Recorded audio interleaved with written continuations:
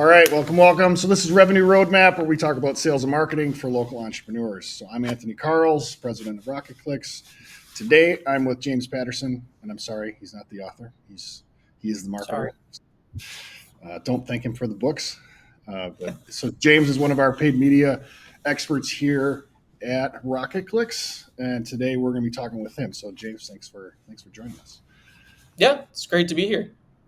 So all right, so our topic today is we are going to be in the realm of paid media, and we're going to be talking about measurement, tracking, and platforms. So James has got some words of wisdom here as it pertains to that. Like always, we are going to be connecting these topics to revenue. How do these impact driving revenue for your business? And number two, how do you know as a local entrepreneur whether or not this is being done well? So if you work with a freelancer, agency, or you got some schmo like James working on this internally, you can ask him all the right questions. So, So James, before we dig in there, so what's your history with marketing? How long have you been in marketing? How to get started? Tell us a little bit about yourself.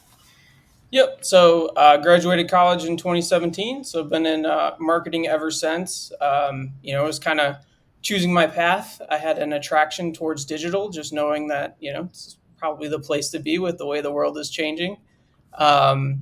Had the opportunity to actually work for a really small business, and they basically had no marketing whatsoever. So they decided to go cheap, and they hired a kid straight out of college who didn't really know what he was doing to do marketing. But it forced me to learn a lot about it. And really the fortunate thing for me is I got to learn what I like to do within it and where I had interest. From there, I worked for a big corporation in Wisconsin here. I was part of the digital marketing team there. Kind of similarly, I had an opportunity to do kind of jack of all trades type work. Actually, ironically, now much more paid than anything else. But starting out, I actually was doing more SEO work than I was paid. Ended up kind of liking the paid side of the business a little bit more. So really kind of dived into that.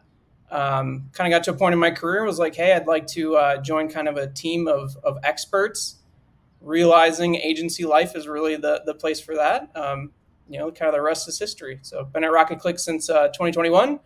And yeah, it's been a great ride. So yeah, that's my story. And why'd you pick marketing as a career? What interests you about it? What's intriguing? Yeah, so it's kind of a funny story. So my mom was in HR, and she's kind of my role model in my career. So I knew I was always attracted to business of some sort, and I didn't know where to go. And I think if you probably, surveyed a large group of marketers, they probably all would say this, or a large percentage of them was like, nah, just kind of sounded good. So that's what I went with. I went with it, obviously going with the marketing degree and going through the coursework and stuff like that. I was really attracted to the idea of like being able to understand the kind of psychographic elements to selling things and stuff like that. So really when I started getting through those college courses, it really reinforced I was in the right space. But I was this close to being a sales guy, but stayed on the light side of things here and stuck it out with marketing. Nice. Well, like we say here, sales and marketing is the same thing. Sales is one-to-one. Marketing is one-to-many. So you still got into sales. Yep. All right. That's true. So let's jump into some of this. So paid media, we've talked in a couple episodes about kind of how to think about it, what it is overall. So today we're talking about measurement and tracking. So let's start first on the measurement side. So James, tell us a little bit about what we think about as it pertains to measurement, measuring success with our paid campaigns. How do we think about it? What are things we look for? Just give us an overview. Yeah. So, I think measurement is probably the one area that I think most clients, especially when we're kind of kicking off with them, are most interested in or are feeling unsure if they're doing the right things in terms of, kind of really understanding what are these marketing tactics actually doing for my business. Okay.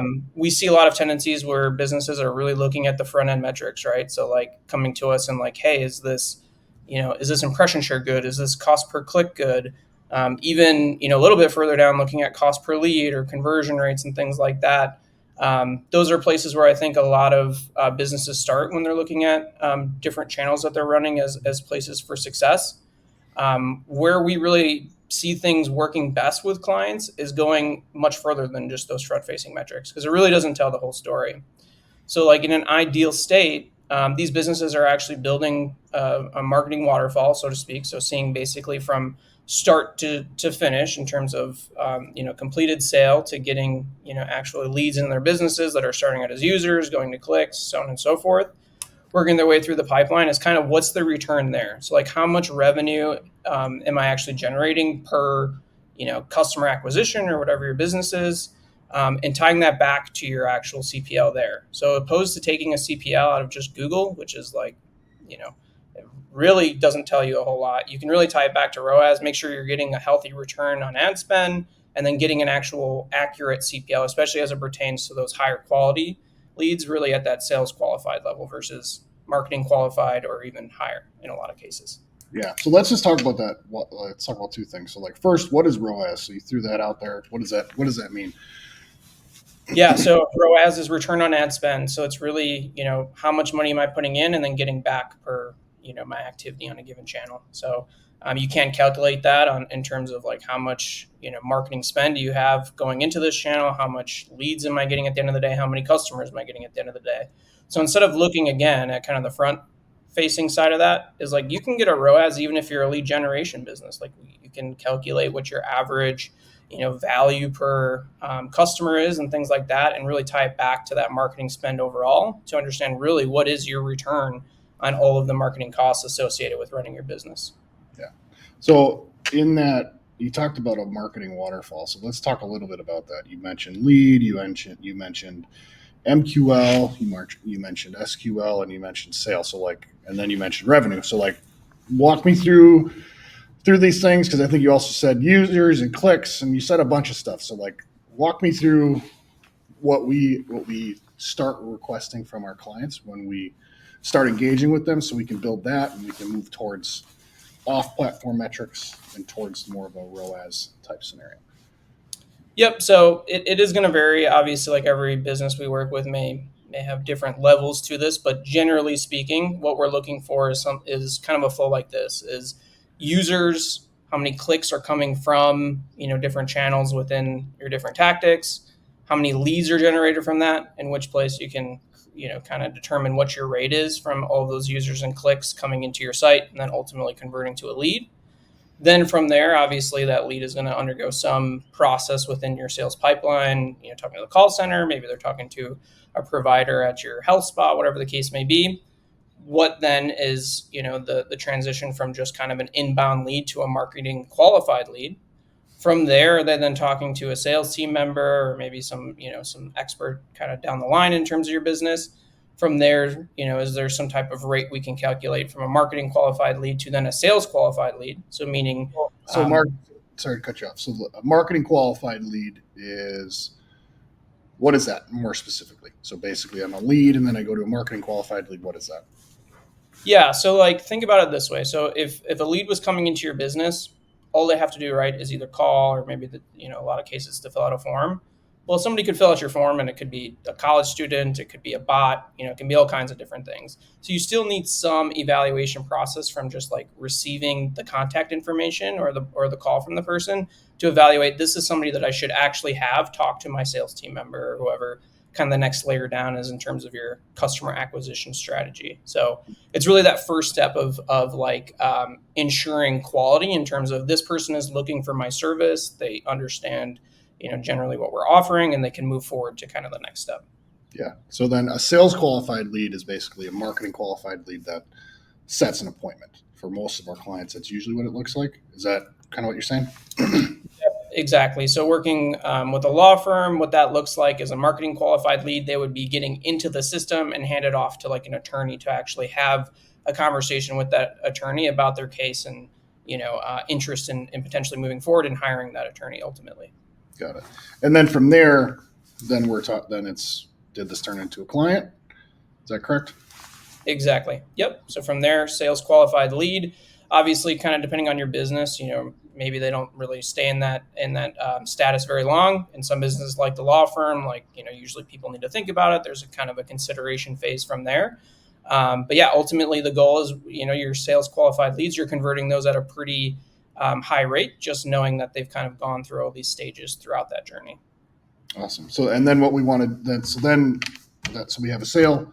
That sale has revenue associated with it, whether it's contracted or immediate, and that's the number you're actually trying to plug back into whatever marketing platform you're using. Exactly. So like best case scenario is you can look back, in time, ideally it's over the course of, probably 2 years, something like that. I mean, it can be short if you don't have that data, but longer the better, to determine what is the value of the average customer that we get. And what's that average revenue? Because if you have that number, then you can work back all the way to the top and determine what's actually the value of just that first step, just a click coming in, or the first step in the inbound lead. And you can work yourself down there to really understand what's the true value at each step, and then what's the return necessary, obviously, at the end of it all, to make it all make sense from a marketing cost perspective. So when we're thinking about, so we talked about cost per lead at the beginning, and a lot of people start there, and that's, you're probably tracking phone calls, and you're probably tracking just like web form submissions.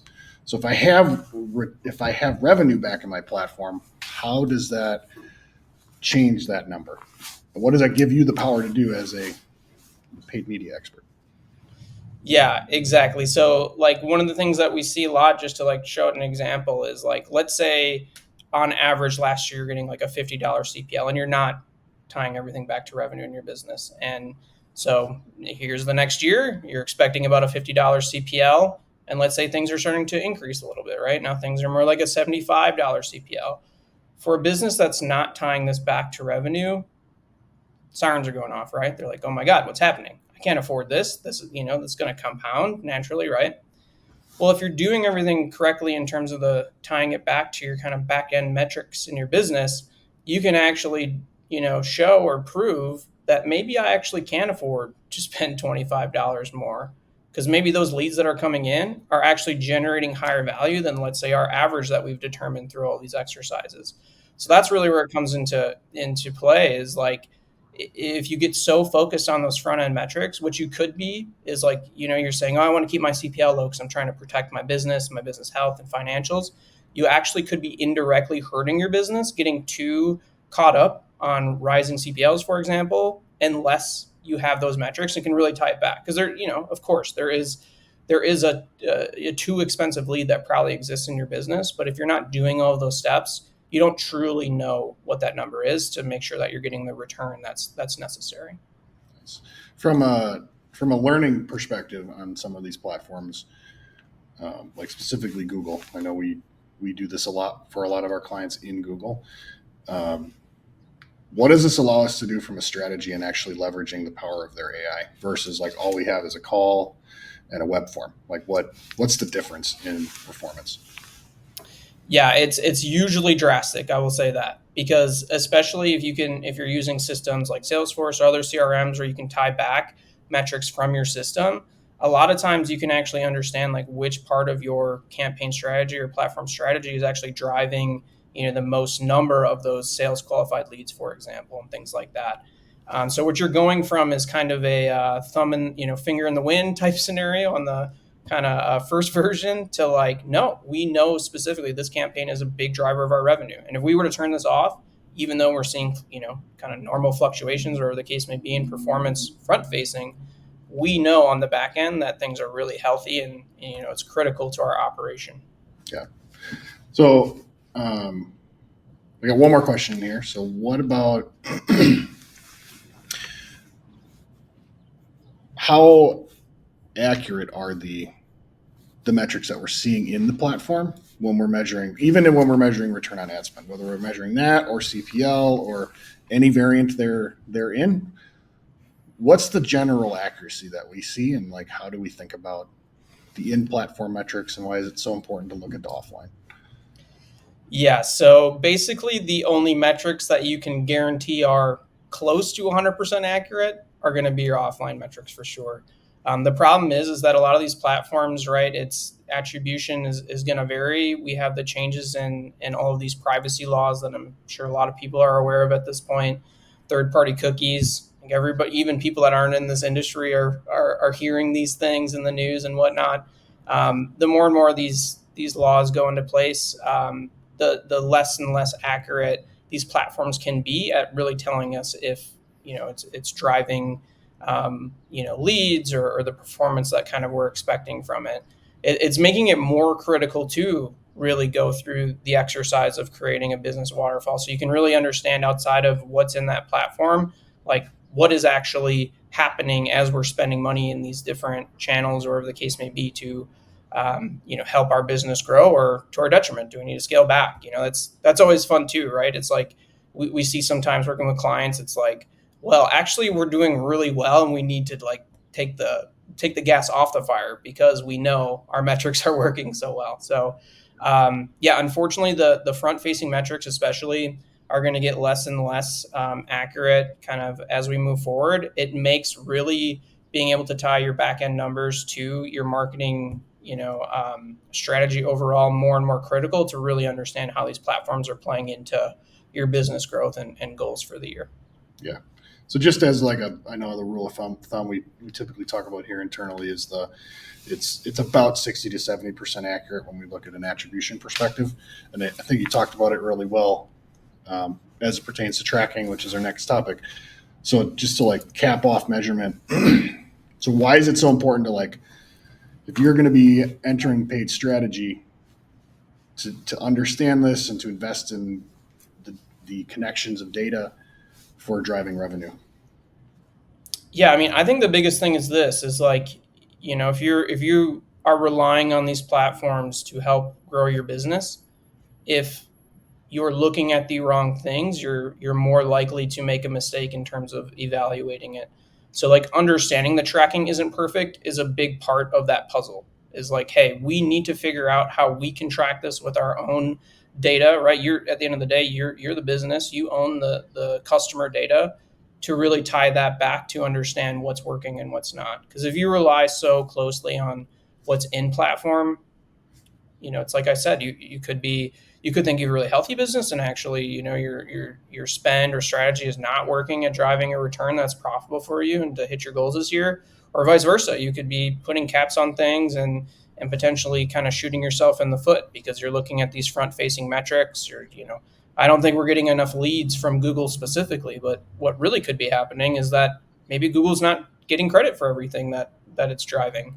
It's always fun doing experiments and stuff with businesses. Bing strikes out as an example where, front-facing metrics, we were seeing things weren't super strong. So one day someone just said, "Hey, why don't we just turn that thing off?" And it doesn't really do anything. Well, because we had good access to the back end numbers, as soon as we turned that off, all of a sudden we saw something weird. We just saw our CPL continue to increase across our whole marketing waterfall. It's like, what's going on here? All of a sudden we're paying more for leads than ever, and we just took out a bunch of spend. We paused a whole channel. Well, it turned out that it all goes back to this: the tracking and attribution is just not all that great. If you're looking at just the front facing metrics, you're going to make decisions like this because you don't truly know if it's playing a factor in achieving your goals. And sure enough, we put Bing back on, and all of a sudden that CPL went right on back down to where we wanted it. So that's always a fun example to call out because it's like, yeah, if you stay focused on the front, unless you have a really strong back end system to really measure this, like you could be causing detriment to your marketing operation. So that was definitely a fun lesson we learned. So if I'm working with a freelancer agency or someone internally, how do I know I'm being guided correctly? Like what should I be looking for? Yeah, I would say a big red flag is a lot of what we just talked about in terms of like what's the data they're bringing you. Like are they coming to your monthly meetings or whatever your cadence is, or giving you reports, and it's all just front facing metrics? Like it's just like, hey, we drove this many leads, and it's the conversion column in Google Ads, and this is the CPL we're getting, and providing insight there. I would say that would be kind of a red flag to me because and agencies at this point in the game, knowing all these changes to data privacy and stuff, it's like this isn't groundbreaking that we really need to tie back marketing performance to your business and the financials and understanding values and things like that. Because if you're not doing that, then yeah, it's just finger in the air. So that would be a red flag. I would say a green flag is very much the opposite. If you're coming to a call, like I always call it out, we've been talking about ROAS. A lot of businesses think that's an e-com metric. That is definitely not an e-com metric. That is applicable to any business that exists. If you're spending money on marketing costs, you're getting some revenue from your customer acquisition. You can tie back revenue to the costs acquired to drive leads for your business. So if they're bringing things like that, despite you being a lead generation business, for example, then I would say you're probably working with a pretty good partner. What are some of the questions they'll be asking me as the local business owner? Like, what should I expect them to be asking for me? Or like, they're asking me for information. I'm like, why are you asking me for that? Yeah. What are they I should be considering as like a good signal that I'm being managed well? Yes. So a couple things. So timelines, like I talked about earlier, plays a big part in this too. I would say metrics that they should be looking at is leads across your whole business. Those different categories, like we talked about. So you should have some, differentiation between a lead, a marketing qualified lead, and a sales qualified lead. So usually you'd want to see all three of those metrics if possible, and then of course, funded customers, or however you want to say that, completed acquisition in terms of the customers coming in. The timeline piece to this is huge though too. So like if they're like, hey, we want last month's only, I think there's a better version of that for sure. We probably want to be looking at things like up to 2 years, maybe even further, to really see what the pattern is. Like, where are you guys at for a business? That's going to help the agency really plug in and determine, like, hey, what do we need to do with our strategy to either stop this, maybe negative pattern, or on the opposite side, not play a negative role in a very positive pattern, for example. So I'd really think it'd be those, and then of course, revenue coming in from those levels. From there, generally they can calculate the different metrics that they would need. So like a lead to marketing qualified lead rate, to sales qualified lead rate, value of each of those different lead statuses and things like that. Awesome. This has been great. Appreciate it, James. Yeah, it's been fun. Thanks for having me. Yeah, thank you for this, and then we'll continue picking up next time. Awesome. Looking forward to it. Thanks.